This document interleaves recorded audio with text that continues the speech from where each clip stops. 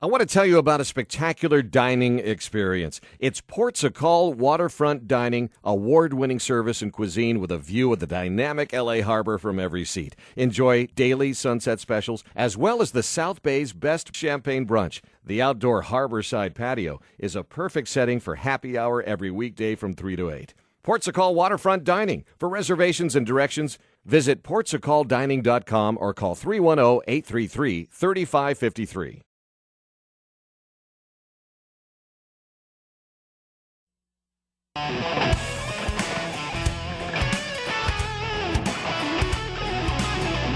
All right, if you're a dog lover, this segment is for you. Everyone else, sit, stay. Good boy. Joining us live in the studio is the author of the book Dogtology, which can be purchased in the store at philhewlettandfriends.com. His name is Jeff Lazarus. Hey, Jeff, welcome to the studio. Hey, Phil. It's great to meet you and see you guys. This is going to be a lot of fun. Yes, it is. I know you're dealing with a friend there, but any chance you can to get right up close to that microphone, that'd be great. First, tell us who your friend is. Who is that? This is my brother, Teddy. Your brother? Now, how does that work, biologically speaking? Well, Teddy resides with my mother. Of course, he has a different father than I do. Oh, okay. Thus, the difference is he looks a lot different than I do. Brother from another father. Gotcha. All right, but that's a good-looking dog right there with a kind of a show haircut. Is that a poodle? What is that? Yeah, he's a poodle. He's taupe-colored, which is actually pretty unique for Teddy. And Teddy does his due diligence, and he visits veterans at the hospital. He visits seniors, children, and he visits radio stations now. Apparently, yeah. And so this is good stuff. And for those of you who watch the program live, you should be able to get a good shot of Teddy right now if you haven't been paying attention. And for those of you who are just listening to the program, we'll post some video of this later, won't we? Yes, we will. Okay, very good. Now, tell me, Dogtology. What in the world is that? Dogtology is actually one of the most popular beliefs on Earth, Phil. If you think about it, think about our connection with dogs. It's deep, and it runs endlessly. In fact, here's an example of Dogtology. Since you and I have been talking the last couple of minutes, how many pictures and YouTube videos of dogs have been on the internet? Oh, countless. Countless. Yes. Yeah. I've watched 3 of them. And as soon as your dog walked into the studio, I started babbling like an idiot. Oh, absolutely. I started saying things like here. What's the dog's name again? Teddy. I have a deep voice. I started talking in a little baby voice. Here, Teddy, come here, Teddy. Look at you, little dog. And I'm like an idiot all of a sudden. So that happened. Somehow I've been stricken by the Dogtology. Insta-happy. Yes. Instant happiness. What you're referring to, Phil, is the quadruple octave escalation. That's what we have. It's a scientific name, and it's in chapter 4 of the Book of Barks, and you'll read about that. And you know what? You can't help yourself. Phil, let's go ahead and give this a try. Yeah. Say hello, Teddy, just like you would say hello, Jeff. Hello, Teddy. Hard to do, isn't it? It is. I had to force it out because I want to say, hello, Teddy. It's a good dog. What is that? What did you say it was called again? It's called the quadruple octave escalation. Yeah. It's a new term for us, but it's something that we do with dogs. We can't help ourselves. So as the study of Dogtology expands, that you do find more and more to document, I would assume. Well, absolutely. Yeah. I mean, the book's really about us. Yeah. It's about you. So it's not about everybody who if you love dogs, are you a practicing dogtologist? Absolutely. See, this thing finally has a name. We've been doing this for centuries and decades, and it's growing at a feverish pace. Yeah. So how'd you come up with this concept anyway? Well, there's 2 parts to the story. The first one's a little bit sad and heartwarming at the same time. My best friend, my confidant, his name was Romy, and he was gold and a tail, 4 legs, and the funniest person I ever knew.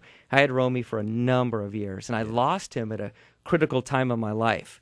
And all of a sudden, the person that I could turn to and talk to was no longer there. Oh.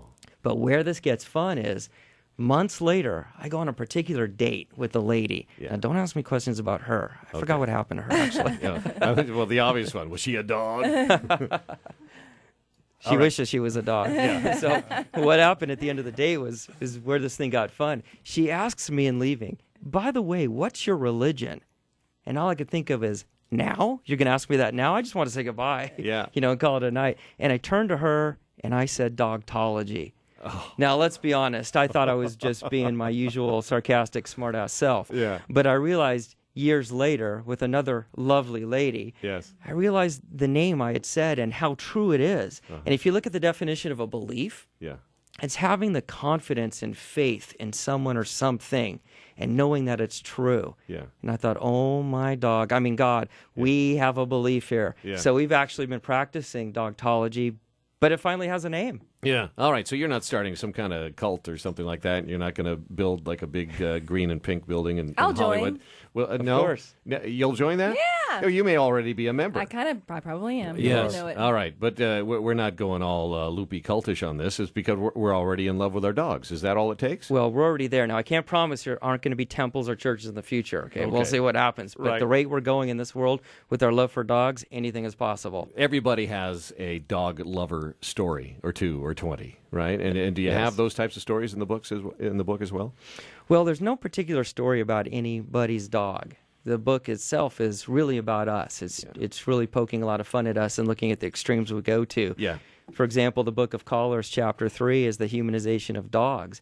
So for a great example, somebody named Sue in Southern California would dress a poodle up in all kinds of Halloween costumes, including Big Bird and Batman, and claim that Teddy has the most extensive holiday and including Halloween costume collection. Look at the lengths that we go to.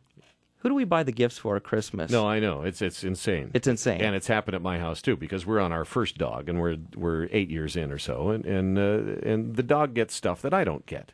Of course. The dog's taken up part of my part of my influence in the house. And you live in a healthy household. Yeah, it seems as so. There's just a bit more stuff in the vacuum cleaner bag than there used to be. But just the same, I'm thinking. I want to go back to this whole thing. You can't guarantee that there won't be Dogtology temples in the future, but you could sell T-shirts and sell Dogtology dog toys and dog food. You could create an empire around this thing, couldn't you?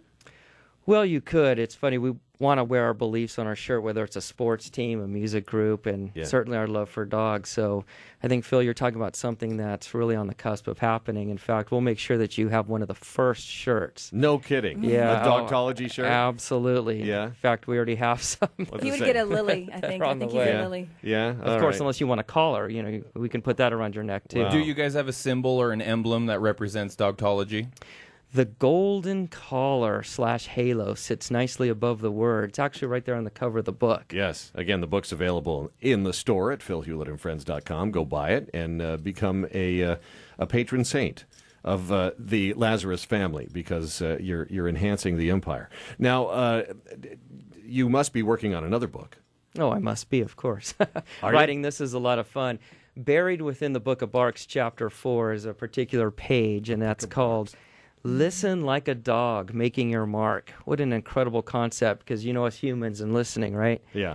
We have a attention span of, oh, I lost you already, right? Right. So thinking about Listen Like a Dog, that book will actually be here this next year. Yeah. Oh, First wow. quarter Okay. 2016. How about food? Is there any reference to food in the book? Well, of course, right? Yes. Yes. Has to be reference to food, because who's eating the best?